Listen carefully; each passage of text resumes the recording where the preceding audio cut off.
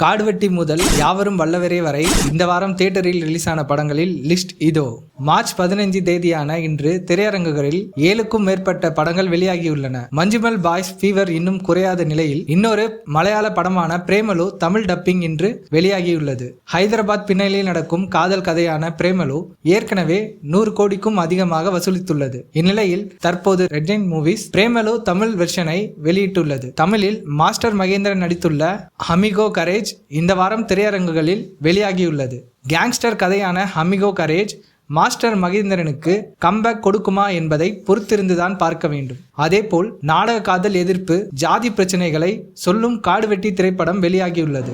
மேலும் சமுத்திரக்கனி நடித்துள்ள யாவரும் வல்லவரே படமும் இந்த வாரம் ரிலீஸ் ஆகியுள்ளது. ஹைப்பர் லிங்க் கதையான யாவரும் வல்லவரே கோலிவுட் ரசிகர்களிடம் வரவேற்பை பெறும் என எதிர்பார்க்கப்படுகிறது. அதேபோல் அனிஷ், முத்துப்பிரியன், மனிஷாஜித் நடித்துள்ள ஆராய்ச்சி, இந்தியில் பாஸ்தர் ஆகிய படங்களும் இந்த வாரம் வெளியாகியுள்ளன. இந்த வரிசையில் தெலுங்கில் ரசாக்கர் என்ற திரைப்படமும் இன்று வெளியாகியுள்ளது. நக்சல் தாக்குதலால் சில மாநிலங்களில் அப்பாவி மக்கள் எப்படி பாதிக்கப்படுகிறார்கள் என்பதை விவரிக்கிறது இந்த படம்.